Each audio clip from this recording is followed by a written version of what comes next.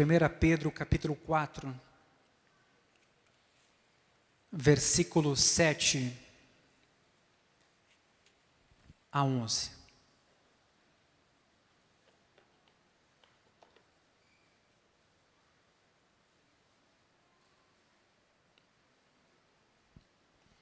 O fim de todas as coisas está próximo. Portanto, sejam criteriosos e sóbrios para poderem orar. Acima de tudo, porém, tenham muito amor uns para com os outros, porque o amor cobre a multidão de pecados. Sejam mutuamente hospitaleiros, sem murmuração.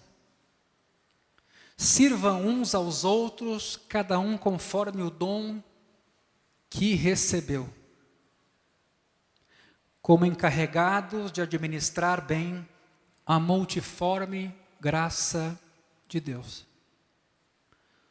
Se alguém fala, fale de acordo com os oráculos de Deus. Se alguém serve, faça-o na força que Deus dá, para que em todas as coisas Deus seja glorificado por meio de Jesus Cristo, a quem pertence a glória e o domínio para todos sempre. Amém. Na semana passada, nós vimos que até esse ponto da carta, Pedro vinha tratando da relação dos cristãos com os ímpios e da perseguição destes para com a igreja. E agora Pedro passa a olhar para dentro da igreja, para as relações dentro da comunidade, diante das pressões externas e também das consequentes divisões internas, também por causa dessa pressão. Nesse contexto, Pedro alerta que o fim está próximo e que se fazem então necessários sobriedade, discernimento, palavras importantes em nossos dias, oração e um profundo amor entre os cristãos, numa vida de serviço que resultará na glória de Deus. Então perceba aqui a ênfase que Pedro está dando nesse trecho: sobriedade, discernimento, oração, muito amor, serviço e tudo para a glória de Deus.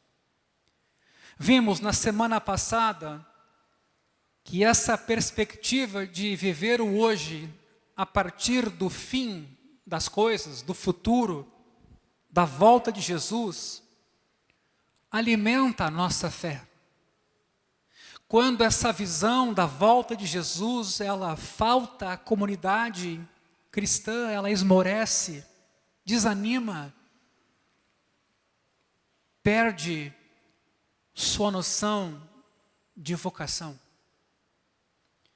Vimos também que Pedro relata que as orações dos cristãos mantêm os seus olhos voltados hoje na direção correta, que não é só uma questão de discernir e ter equilíbrio, mas é de orar, falar com Deus. Cheguei a mencionar uma frase emblemática: a oração é o modo verdadeiramente adequado de se preparar para o fim próximo. Veja que interessante, sobriedade e discernimento associados à oração, porque o fim está próximo. Veja, esses dois verbos, sobriedade ou ser sóbrio e criterioso, apontam, na verdade, para o mesmo lugar, a necessidade de moderação, discernimento. Isso se coloca em relação a essa perspectiva do futuro iminente, do qual a gente pode ser facilmente desviado em nossos dias, porque Porque vivemos hoje muito dentro do nosso pequeno mundo, centrado em nós mesmos, e perdemos a leitura abrangente do reino de Deus que veio. É muito fácil você perder a noção do todo e ter uma visão diminuta a partir de você. Quantas são as vezes em que nós erramos aqui? Diminuímos Deus e a criação a partir de uma leitura individual, quando o reino engloba tudo. Por fim, na semana passada lidamos com o tema do amor, e considerando os crentes aqui nessa carta perseguidos, uma minoria marginalizada e hostilizada naquele tempo, o amor entre eles era fundamental. É mais ou menos o que o país hoje devia estar vivendo. Me refiro à igreja cristã brasileira. Amor, unidade, respeito, militância pela mesma fé. Ao invés de tanta agressão, tanta porfia, tanta desarmonia. Até porque já basta o número de inimigos do lado de fora. Não de quem nos fizemos inimigos, mas que se fizeram inimigos por causa do Evangelho. E aí chegamos no versículo 9, que começamos a trabalhar na noite de hoje. Sejam mutuamente hospitaleiros, sem murmuração. A palavra hospitaleiros aqui é literalmente, sejam amigos de estranhos. A gente está acostumado com a hospitalidade de quem a gente gosta. A gente está acostumado a abrir a nossa casa para a pessoa com quem a gente concorda, pensa igual, tem os mesmos valores, mesma condição de renda, ou em quem confiamos. Amigos de estranhos, descreve uma realidade de grande importância na nossa compreensão hoje, a partir do texto bíblico, de como era o cristianismo primitivo, no sentido da missão da igreja entre não cristãos e da relação entre si que os cristãos tinham. Meus irmãos, as viagens naquela época eram bem mais demoradas do que hoje. Hoje a gente reclama muito de uma viagem demorada. Reclama do avião, do ônibus. Era bem mais difícil levar dinheiro junto consigo para atender necessidades que uma viagem impunha, por causa dos assaltos. Assim, os missionários cristãos que constantemente estavam viajando, precisavam de hospedagem. E essas pessoas que hospedavam esse missionário, também precisavam suprir essas necessidades dos missionários, com recursos, com acolhida. Há exemplos diversos no Novo Testamento, Filemão 22, Romanos 15, 24, 1 Coríntios 16, 6, onde você vê nesses textos que quem recebia um missionário na sua casa, encaminhava o missionário para o próximo destino. Encaminhar quer dizer provia os recursos para esse missionário seguir em frente. Não era só abrir a sua casa, ele era uma espécie de auxiliar naquela obra, com a sua casa, com seus recursos, com a segurança que oferecia. Por exemplo, em 2ª e 3ª João, nessas duas cartas, a gente vê esse tema. A 2ª carta de João, por exemplo, alerta para que não recebamos em casa pregadores que tragam uma doutrina diferente. Mas a 3ª carta exorta, anima a que se receba irmãos estrangeiros em casa. Vamos a essa passagem tão bela de 3ª João, que só tem um capítulo, versículo 5. Amado, você tem sido fiel no que faz pelos irmãos, mesmo quando são estrangeiros. Estes deram testemunho diante da igreja do amor que você tem. Você fará bem, note agora essa palavra, encaminhando-os em sua jornada de um modo que agrada a Deus. Note, não é só uma hospedagem. É receber esse missionário que está numa causa específica, talvez até esse missionário era perseguido, e ao fazer esse trabalho, ajudando-o para que prosseguisse em sua missão, de uma maneira, note, que agrada a Deus. A gente não faz nada na nossa vida sem considerar o que agrada a Deus. Nenhuma oferta, nenhuma oração, nenhum serviço na igreja deveria ser praticado sem a gente ponderar se agrada a Deus, o motivo pelo qual fazemos, a forma daquilo que a gente executa. Então note, era exortação para que irmãos estrangeiros fossem recebidos e encaminhados de uma maneira que agradasse a Deus. Portanto, hospedar a missionários cristãos era tarefa de suma importância e fundamental para que o cristianismo pudesse chegar até a próxima cidade. E assim, o evangelho fosse de lugar em lugar. Houve gente que se aproveitou disso, é claro, e fazia turismo às custas dos cristãos. Isso não é diferente hoje.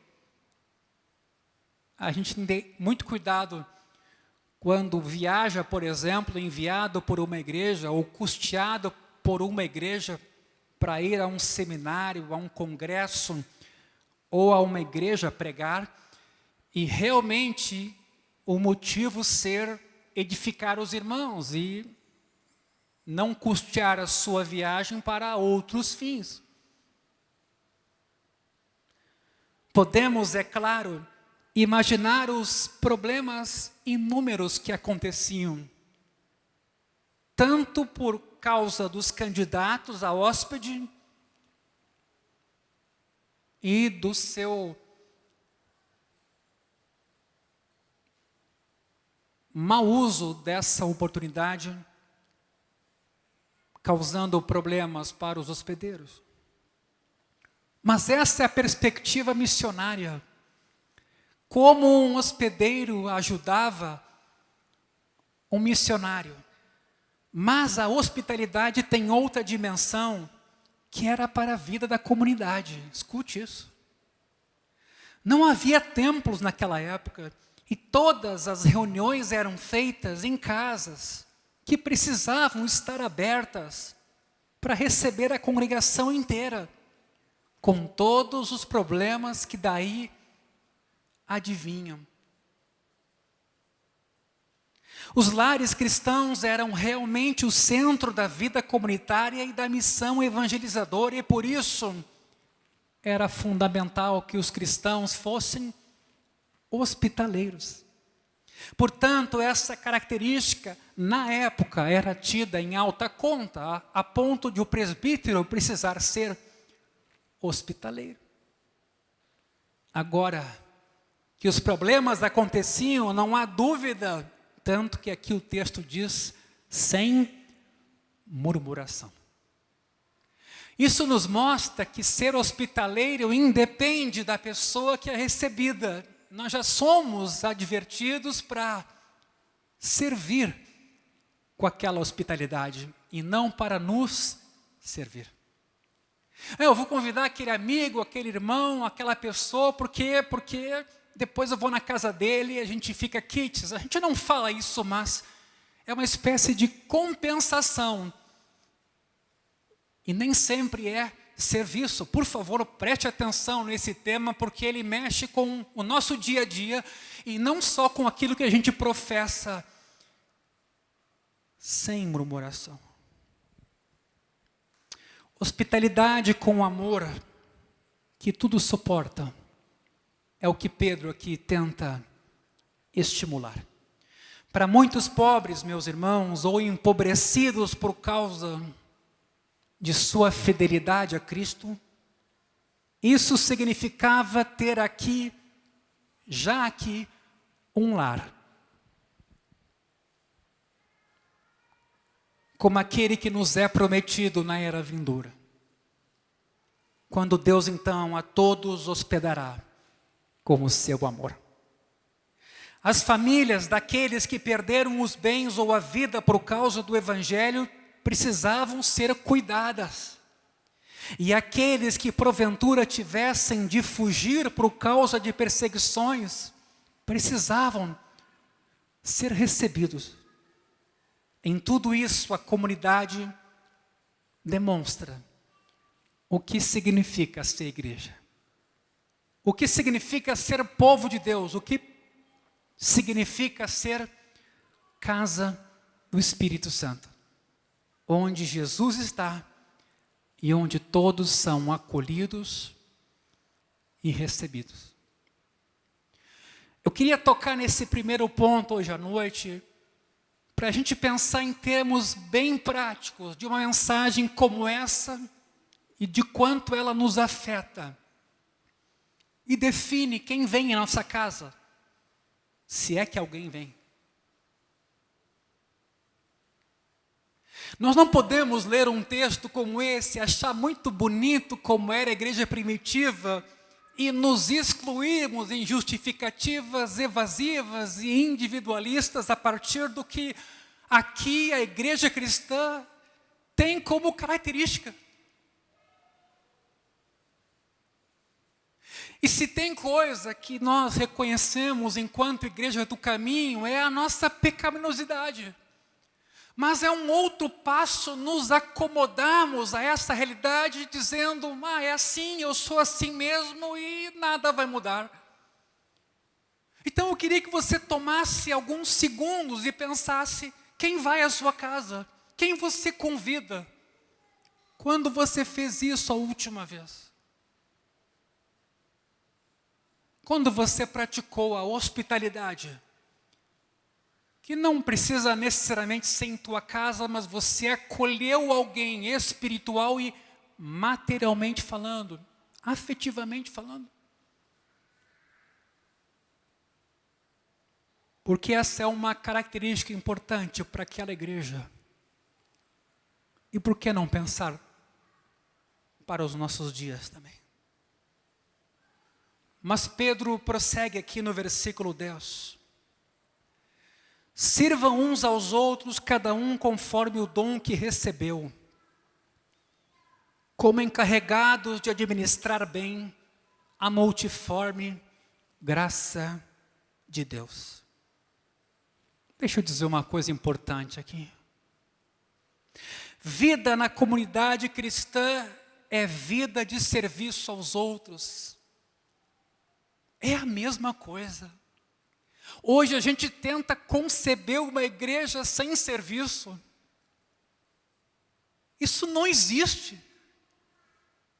É uma aberração, é uma contra a natureza imaginar uma instituição onde não há serviço. Isso é o prédio, isso é olhar a igreja de forma institucional, mas igreja, povo de Deus, necessariamente é um lugar de serviço mútuo. Por quê?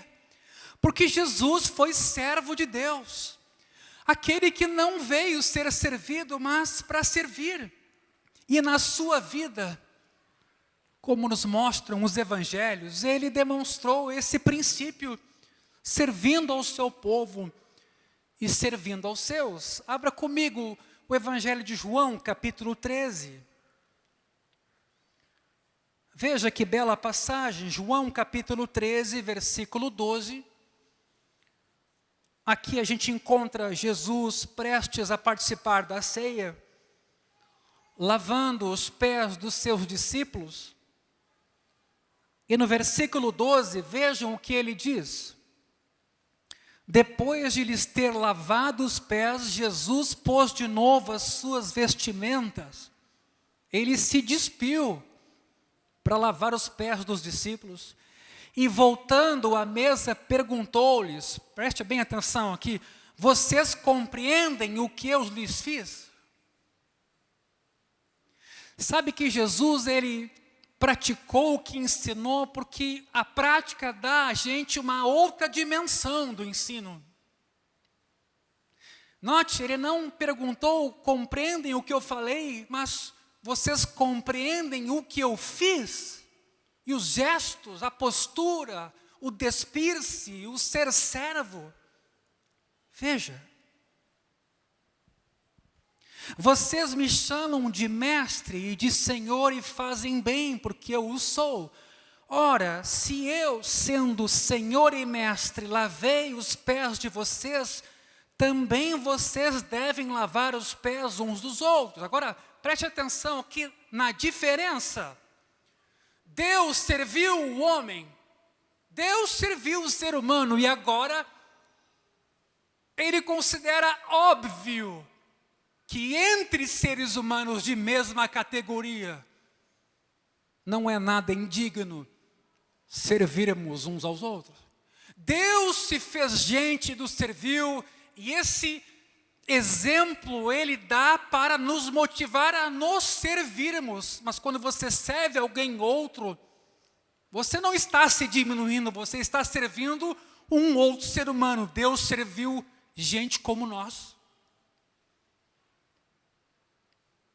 Deus serviu gente como nós. Deus veio e tomou forma humana para morrer numa cruz por gente como nós.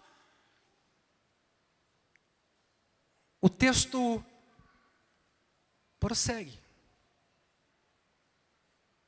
Porque eu lhes dei o exemplo para que, como eu fiz, vocês façam também. Eu vou pedir de novo para você tomar alguns segundos e pensar a respeito do serviço.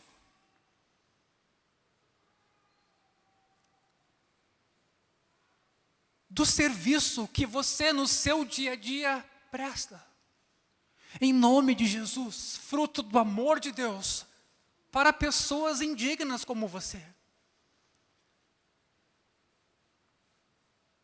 Porque Ele deu o exemplo e nós nascemos dessa ação amorosa.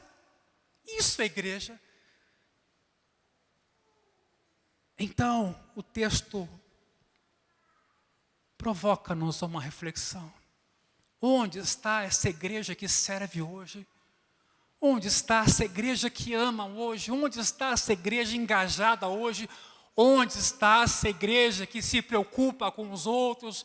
Onde está essa igreja que faz fila para perguntar onde eu posso ajudar, onde eu posso servir, o que mais eu posso fazer? Onde está essa igreja onde as ofertas sobram em abundância de generosidade? Onde estamos nós? O que está errado? O que há conosco que às vezes ficamos tão insensíveis numa espécie de redoma de cristal, onde a palavra ou os fatos eles vêm, mas a gente não reage, a gente não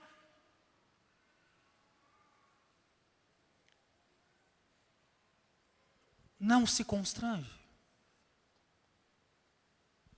Veja o texto de Pedro aqui.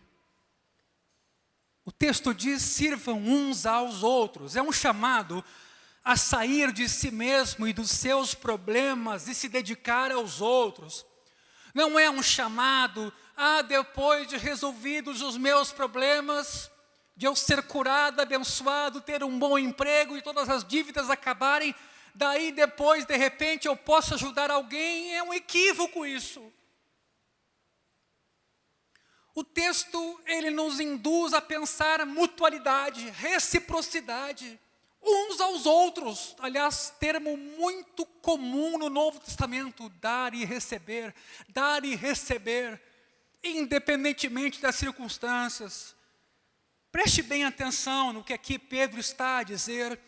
Sirvam uns aos outros, pois é nessa atitude que se fundamenta a ética cristã. O resto é teoria, meus irmãos. O resto nos faz passar vergonha diante do nosso país. O cristianismo é uma vida de serviço aos outros enquanto outros. Preste bem atenção no que eu vou dizer agora. Ou seja, não é outros enquanto uma extensão de mim quando me interessa.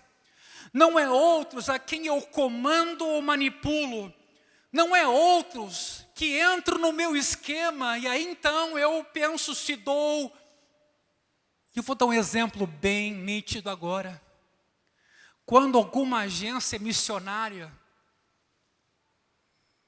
vai a uma igreja pedir ofertas para missionários que essa entidade, essa agência mantém, muitas vezes as igrejas não ofertam porque o missionário não é da sua própria comunidade. Deixa eu te dizer uma coisa importante hoje à noite aqui. Quando você oferta, você entrega para alguém a administração daquela oferta. Você não oferta para você administrar o dinheiro. Você está entendendo a diferença? Eu conheço pessoas, igrejas que, porque o missionário não é da sua própria igreja, eles não vão ofertar, porque eles querem ter o controle de como aquela oferta é entregue. Aliás, eu conheço irmãos que não ofertam também sob esse argumento. Pastor, eu não oferto para a igreja, eu prefiro comprar uma coisa ou outra.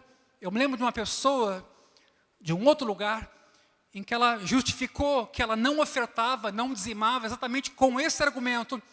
Pastor, não é minha prática ofertar, eu prefiro comprar e dar para vocês.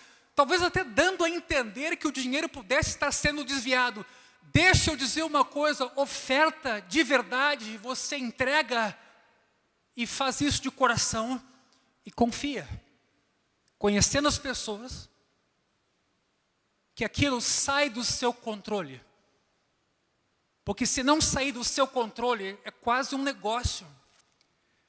Se não sair do seu controle, é quase um investimento que você está fazendo. Você quer ver como é que aquele dinheiro, de alguma forma, vai ser trabalhado. Então, repito. Servir uns aos outros é servi-los enquanto outros, não como uma extensão de mim. Não outros como aqueles que eu comando ou manipulo, visando interesses ou devolução. A palavra grega aqui, meus irmãos, é diaconuntes, de onde vem a palavra diaconia, serviço. Aqui ela tem um significado um pouco mais abrangente, porque inclui todo tipo de serviço que se presta aos outros. Agora veja, em palavra e em ação. É um termo bem genérico, que inclui todo tipo de serviço cristão. Então vejam quanta coisa está aqui nessa expressão, sirvam uns aos outros. Por que que essa diaconia é possível? Alguém que pode imaginar aqui, mas pastor, que duro esse discurso, mas como? Essa diaconia é possível porque todos receberam dons. Sirvam uns aos outros, cada um conforme o dom que recebeu. Aliás, eu até às vezes agradeço uma oferta ou uma ajuda que alguém dá. Eu tenho esse costume. E na hora me vem um problema de consciência, porque, na verdade, aquela pessoa está fazendo aquilo ali para Deus. Não é para o pastor, não é para o amigo, não é, sabe? Na hora eu fico pensando, eu não devia agradecer, porque na verdade ela está fazendo aquilo com consciência. Ela que está sendo grata, ela está ofertando porque ela tem consciência daquilo que ela está fazendo. Por quê? Porque ela tem dom, ela recebeu. Eu sempre disse isso e vou repetir aqui. Quem oferta, meu irmão, tem um privilégio, não um dever, porque para poder ofertar, recebeu. Mais bem-aventurado é dar do que receber. Isso eu aprendi cedo na minha vida. Ao poder ofertar, significa que Deus me deu condições de fazê-lo. Por isso esse texto faz tanto sentido. Por que é possível o serviço de todos aqui? De qualquer cristão? Porque receberam dons com os quais podem servir aos outros. E não somente a si mesmos. A palavra grega carisma é o termo usualmente usado no Novo Testamento para se referir aos chamados dons espirituais. São várias as definições e especificações deles. Embora não seja o nosso tema, 1 Coríntios 12, Romanos 12, Efésios 4, lidam com esses dons espirituais.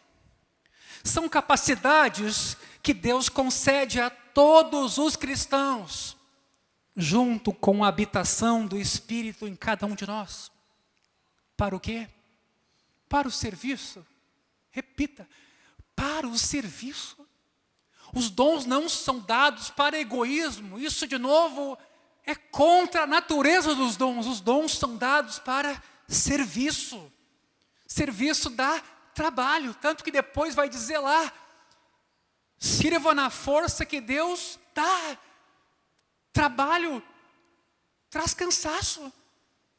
Então, a gente tem uma perspectiva de serviço muito assim, espiritualizada. Um dom vai se manifestar, eu vou falar uma palavra profética, pronto, cumpriu o meu serviço. Há uma dimensão bem além dessa. No que se refere ao serviço que nós vamos trabalhar hoje à noite. Esses dons podem se tratar de talentos naturais que recebem agora um novo impulso e uma nova orientação pela ação do Espírito naquele que se converte, ou capacitações originais dadas ao crente para que ele sirva aos outros. Este é um assunto bem polêmico. E é interessante que ele seja polêmico porque a natureza dele é serviço. E ele se torna polêmico pela maneira como se dá ênfase aqui ou acolá pelas suas manifestações. Mas o principal dos dons é o serviço.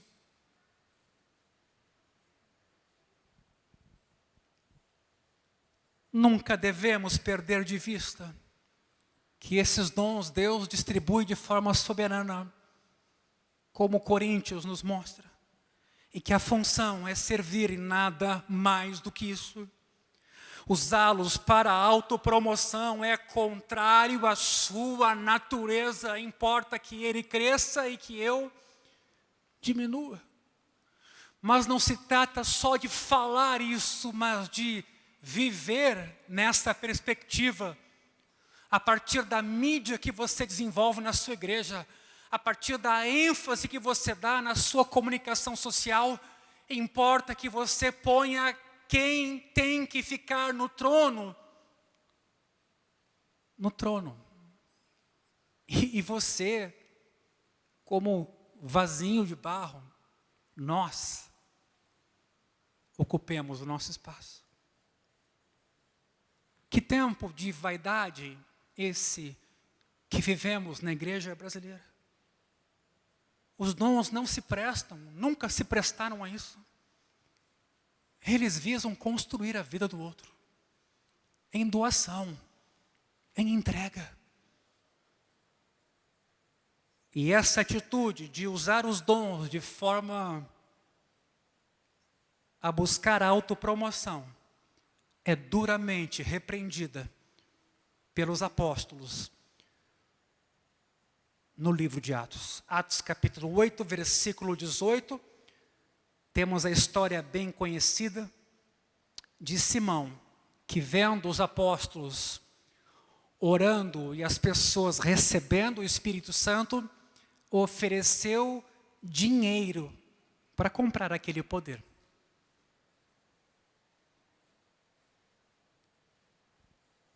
É duro. Qual foi a resposta que Pedro deu no versículo 21, não existe porção, nem parte para você, agora veja a palavra, neste ministério. Não existe porção nem parte para você neste ministério. Nessa semana, eu tive a oportunidade de ver um vídeo de um pregador ou coach chegando num estádio onde as pessoas estavam cantando louvores a Deus. Ele chega de Porsche e ele entra naquele estádio e eu não me detive a prosseguir com aquele vídeo e com o que ele falou, mas eu fiquei pensando, por que o ser humano gosta de ser enganado desse jeito? Por que que o ser humano dá valor àquilo que se precifica? Por que que o ser humano não dá valor, às vezes, àquilo que é gratuito? Feito com muito trabalho, feito com doação. Parece que botamos preço, é melhor, é mais qualificado. Talvez porque a gente idolatre aquilo que está sendo vendido. E eu já disse aqui e vou repetir, passou o tempo de a gente dizer, coitadinha da igreja que é manipulada por líderes ruins. Isso também acontece, mas a igreja tem financiado gente que não é séria, não é piedosa, que está na igreja por dinheiro ou por autopromoção. E somos nós, às vezes, em nome de um amor bem etéreo, pouco definido, pouco embasado, que financiamos esses abusos que aí estão, num país tão pobre, com tanta necessidade. Que tempos difíceis esses os nossos. Que tempos difíceis. Por isso, é preciso voltar às características da igreja de Jesus, é preciso voltar a alguns fundamentos, meus irmãos. É preciso voltar aos apóstolos, à Escritura, do que essa influência midiática de pregadores, animadores de plateia, entretenedores, coaches e sei lá o que mais nessa lista a gente vê em nossos dias. Dom é serviço. Importante aqui também com Pedro é perceber que cada um dos crentes recebeu um dom. Não sei se você percebeu no que Pedro escreve aqui. Cada um conforme o dom que recebeu. O que você está fazendo com o seu dom? O que eu estou fazendo com o meu dom? Como é que eu estou usando ele? Se é para servir, eu estou engolindo o dom. O que eu estou fazendo com o que Deus me deu para servir? E aqui a tensão mais evidente fica, que todos somos iguais, porque o que temos, recebemos, e por que nos gloriamos então? É o que Paulo trata em Coríntios também.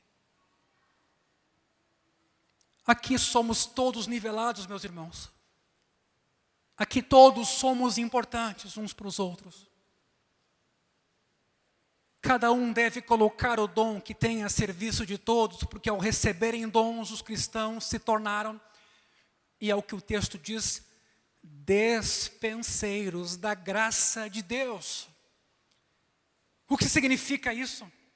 Ora, graça no grego é charis, é a fonte da palavra carisma. Quem os recebe, recebe graça de Deus. Não é só uma habilidade para ajudar alguém, mas é uma espécie de depósito de graça que você recebe para compartilhar com alguém.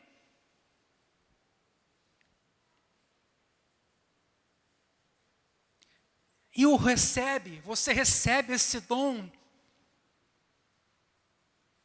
pela graça de Deus, não porque você é bom, mas porque Deus é gracioso e te deu o Espírito Santo. Ter um dom espiritual, então, é ter um depósito de graça. Eu queria que você guardasse essa palavra. Ter um dom espiritual é ter um depósito de graça que deve extravasar, porque graça é para ser doada. Não comercializada, não engavetada, não armazenada a 7 chaves, é para ser compartilhada como uma despensa numa casa, alimenta quem está dentro dela. Pense nas implicações do que nós estamos dizendo agora, pensando nos dons. Despenseiros no grego é oikonomoi. Daí vem a palavra economia ou economo, que é o administrador. Um termo técnico que fala do mordomo, o administrador da casa, lembrando que naquela época, casa, oikos, era uma instituição social fundamental, que incluía familiares, trabalhadores e os hóspedes. Era um conceito mais amplo do que o nosso. O economos era o encarregado de atender às necessidades de todos, administrando os bens nessa direção. Veja agora as ofertas da igreja e o encaminhamento dessas ofertas na reforma. Porque você acha que a gente olha simplesmente papéis de orçamento chegando e a gente só fazendo conta? Não. Onde Jesus investiria? Como ele usaria o dinheiro? Vamos fazer um grande painel de LED. A gente tem pouco recurso, mas vamos fazer um grande painel de LED no nosso cenário, porque isso vai embelezar o nosso palco. Onde Jesus colocaria esse dinheiro? No nosso caso. Nas nossas prioridades hoje.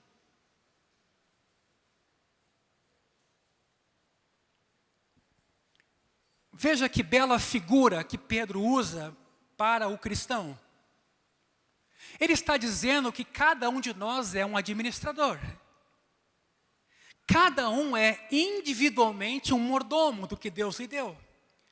Todos na casa de Deus têm necessidade de graça. E todos são chamados a suprir essa necessidade mutuamente. Deus não deu tudo para uma pessoa só. Sempre ela vai precisar de alguém. Você está notando a engenharia de Deus quando Ele criou família, sociedade? Ele, de alguma maneira, deu os dons de modo que nós precisemos uns dos outros. É andar na contramão a individualidade e o isolamento. Que luta que é tratar desse tema, confesso a vocês. Que barreira as pessoas têm para a comunhão. Que insistência na zona de conforto. Que dificuldade de quebrar essas barreiras, de entender o propósito para o qual nós fomos criados.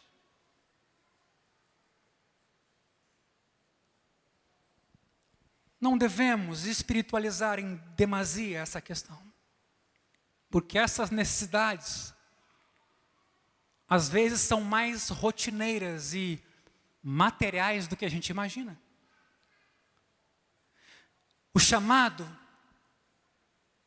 ainda é para ser um bom despenseiro. Então, escute, além de você ser um dispenseiro individualmente, e Pedro aqui quer que você tenha consciência, Pedro diz para você ser um bom dispenseiro. Repito, você é um dispenseiro, segundo o que Deus te deu para compartilhar. Pedro vai além, ele diz que você tem que ser um bom dispenseiro.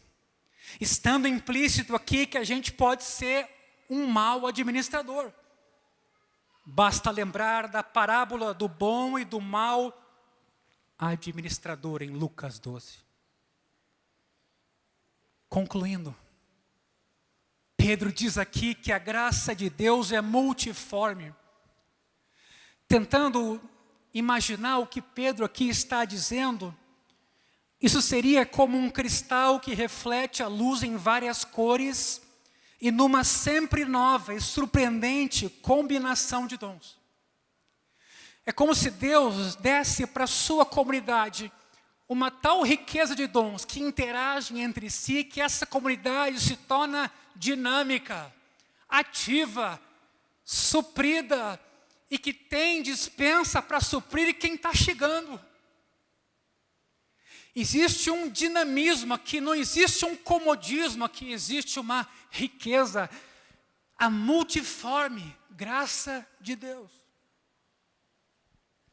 Isso tem sido desprezado na prática pelos cristãos. Está subentendido aqui que a questão dos dons é dinâmica, sempre. Por isso, não se pega o Novo Testamento e as listas que o Novo Testamento dá sobre os dons e se diz, só assim Deus age. São esses os dons do Espírito Santo e acabou. Não. Deus dá dons de modo multiforme, de acordo com características locais e talvez necessidades do momento. Quando uma situação muda, quando novos quadros se apresentam, Ele dá novos dons apropriados àquela realidade. Afinal, Ele é um Deus da multiforme graça.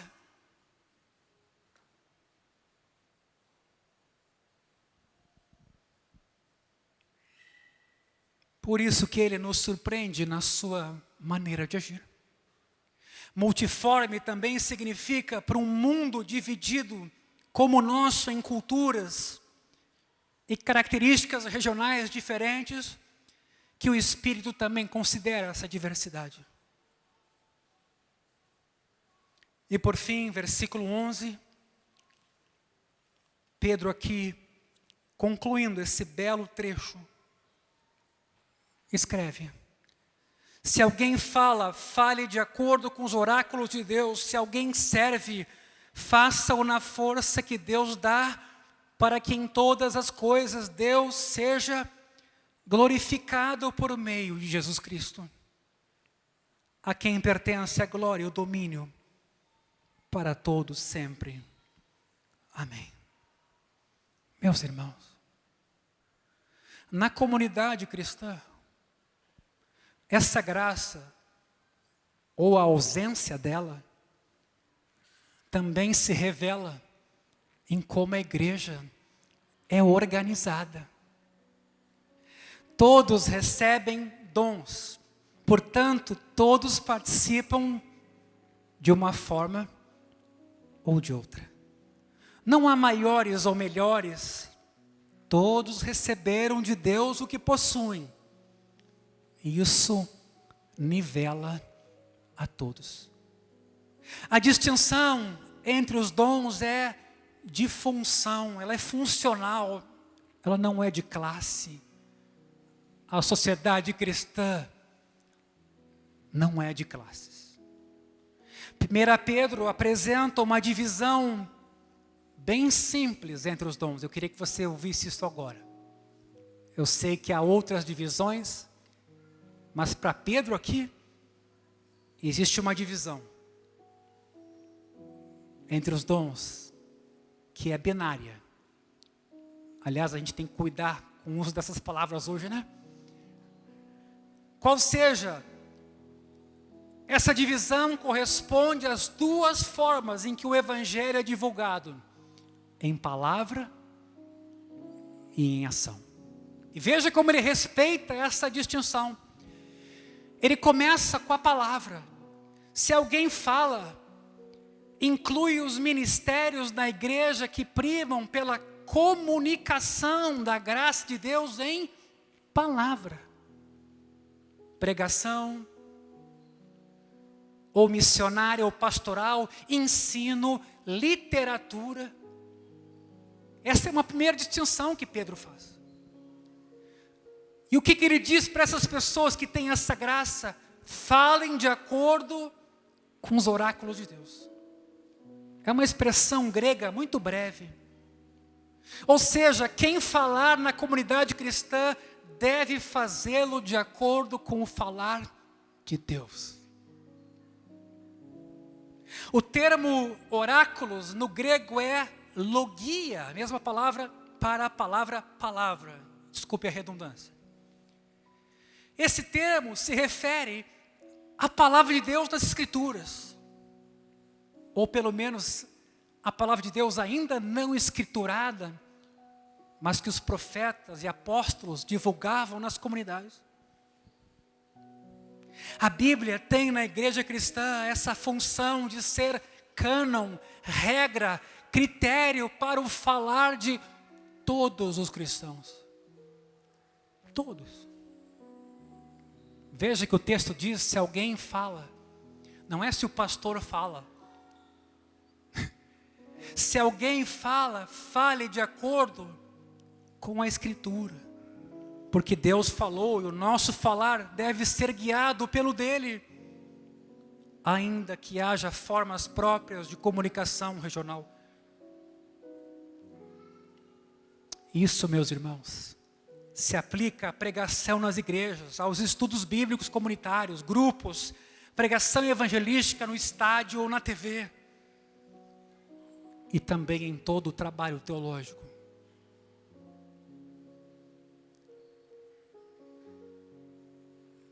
Essa é a primeira categoria de Pedro. A segunda, veja, se alguém serve. Agora, Pedro aqui tem um sentido um pouco diferente de serviço do que antes usou o serviço em termos amplos. É o serviço manual mesmo. A palavra aqui agora designa os dons de serviço mesmo, como Romanos 12 nos apresenta, o que contribui, o que preside, quem exerce misericórdia. Romanos 12, 8.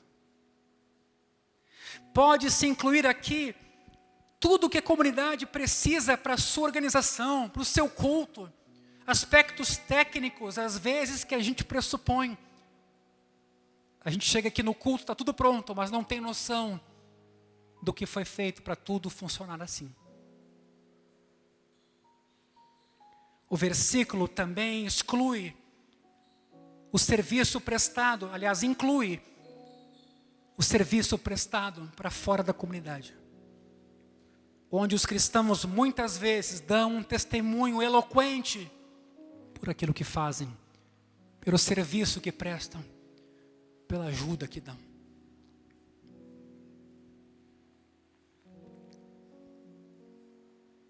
É muito interessante que essa divisão de Pedro aqui é a mesma de Atos capítulo 6. Quando os apóstolos, cheios de coisa para fazer, separaram colaboradores para ajudar as viúvas menos favorecidas. Os apóstolos se consagraram à oração e à palavra e designaram homens não menos cheios do Espírito e com sabedoria para ajudar essas mulheres nas suas necessidades. A mesma divisão, note. Também as igrejas hoje, meus irmãos, são chamadas a observar esse duplo ministério cristão, dando valor à palavra, o valor devido, mas não permitindo que ele faça com que o amor do serviço ao outro seja negligenciado. Você está notando?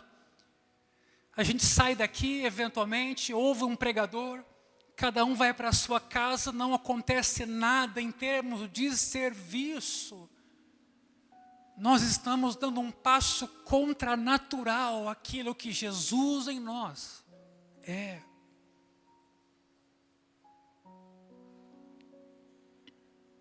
O ministério da palavra, de acordo com os oráculos de Deus, vai saber o lugar do serviço de amor prático de um para com os outros. E finalizando, se alguém serve, faça-o na força que Deus lhe dá. O termo força aqui no grego é iskios, que significa força física, evidenciando que os serviços são trabalhos que se realizam em prol dos outros e que cansam. que dá trabalho.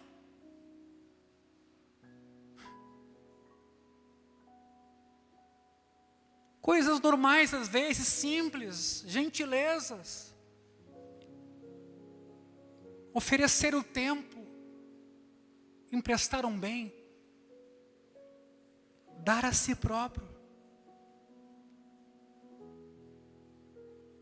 Coisas, às vezes, que os cristãos nem sempre valorizam, como dons que Deus concede.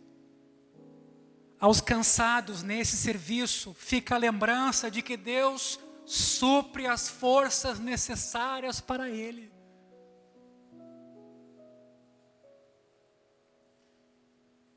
Por isso, ele deve ser feito de tal maneira que Deus seja glorificado. Ai, gente. O que Paulo escreveu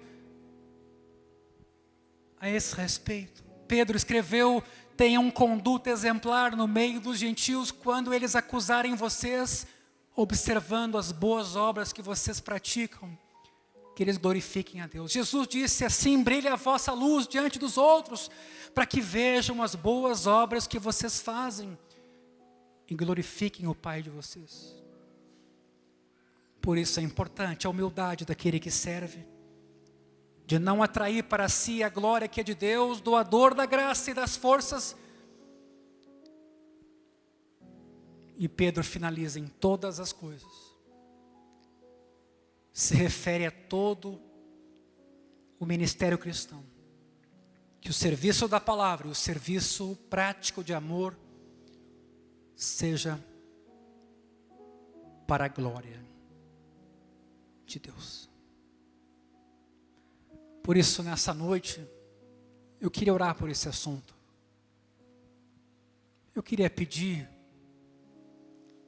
que a palavra de Deus, meu irmão, penetrasse os nossos corações e nos transformasse e nos santificasse, e que se tivesse que combater aquilo que em nós precisa cair, tombar, ser substituído, que assim seja. Não é possível que nós nos mantenhamos inertes, culto após culto, mês após mês, ano após ano, supondo que essa seja a situação, ouvindo e deixando de ouvir. Esses dias eu ia para casa e meu filho fez uma pergunta que me levou a pensar: pai, quando as pessoas saem do culto, elas saem conversando sobre a palavra pregada, independentemente de quem a prega? Aquilo afeta a conversa deles na ida para casa, na segunda ou na terça? Aquilo faz algum sentido, gera algum desconforto, algum tipo de desejo de chegar lá? Ou pai, nós estamos vivendo, e aqui já é por minha conta, não foi ele que disse isso, mas aí fica por minha conta. Será que nós estamos vivendo um tempo de indiferença, onde a gente se acostumou? Eu não consigo praticar isso aqui, o sermão é bonito, mas isso não é para mim. Isso não é para mim.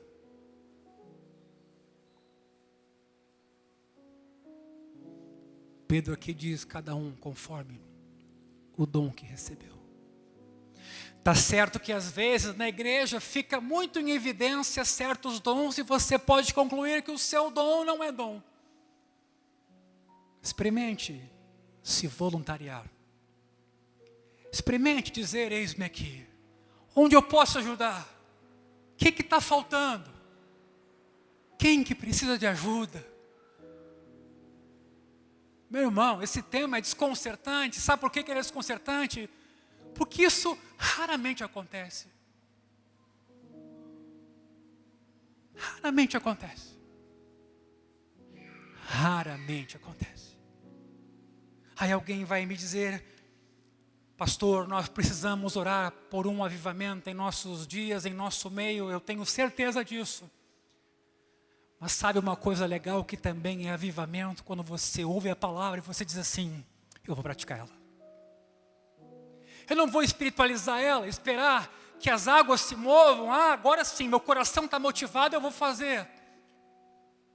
Bem-aventurado aquele que ouve a palavra e a pratica. Aqui a gente é muito místico. Não, quando vier um vento, quando eu ver outras pessoas se moverem, daí eu vou. Quer ver uma coisa comum em grupos de WhatsApp? A gente marca uma coisa, convida para uma coisa, silêncio, ninguém fala nada. As pessoas ficam esperando quem vai confirmar. Dependendo de quem vai, eu vou. Meu irmão, seja maduro. Parece uma coisa boba, mas é incrível. Eu até queria fazer um pedido aqui para essa comunidade, em todos os grupos que você está. Apresente-se, meu irmão. Eis-me aqui. Não fique em cima do muro.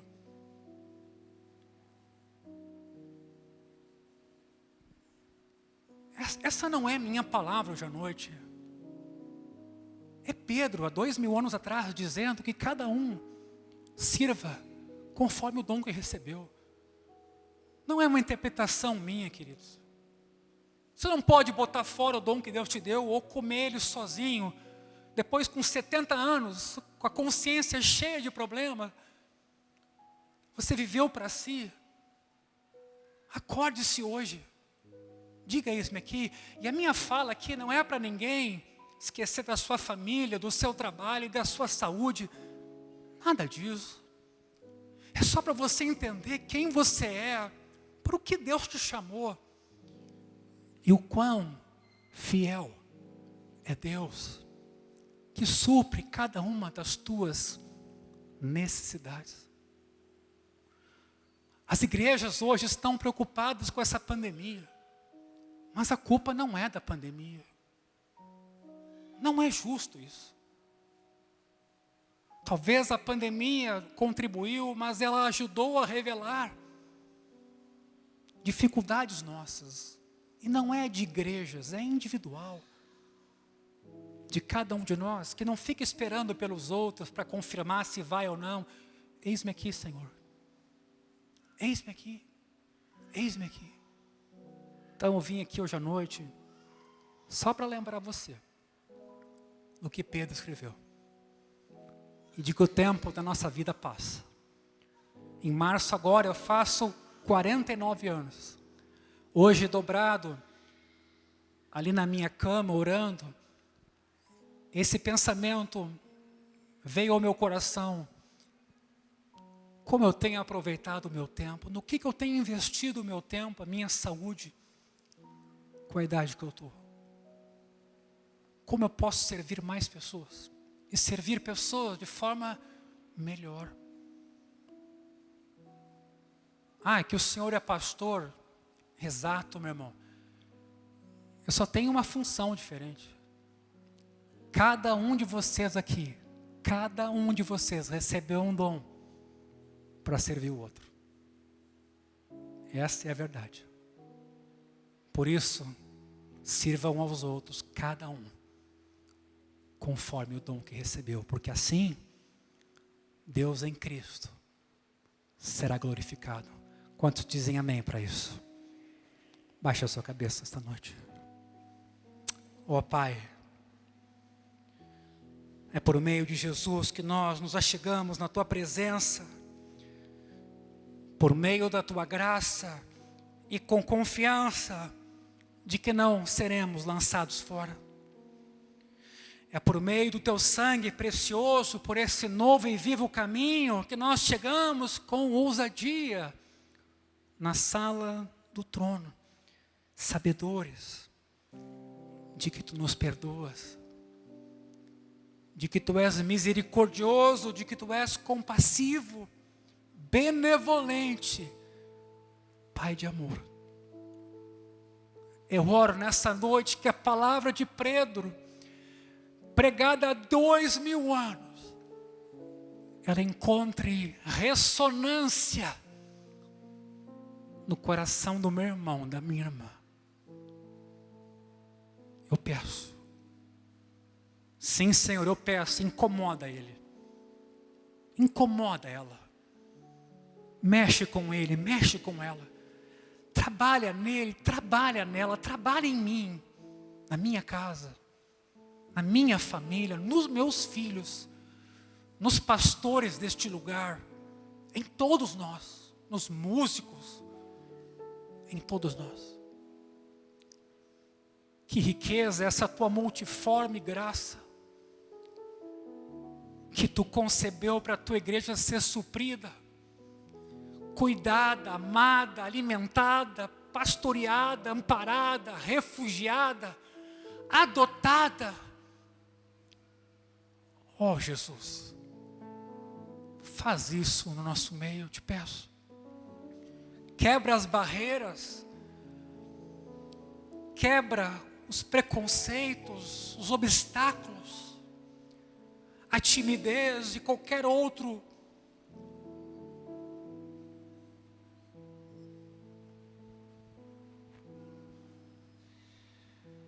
obstáculo no caminho. E nos guia pelo caminho eterno. Eu peço que tu abençoes cada homem aqui, cada mulher, cada jovem, cada criança. Eu peço que tu fales, que tu transformes, que tu enchas com teu Espírito, que tu nos dês uma noção do motivo da nossa existência, da razão do nosso ser. Que tu faças isso na vida do meu irmão, na vida da minha irmã. A vida não pode ser vivida só para mim, ela não foi concebida assim. Por isso eu te peço, usa-me, Senhor. Usa a vida do meu irmão. Usa a vida da minha irmã.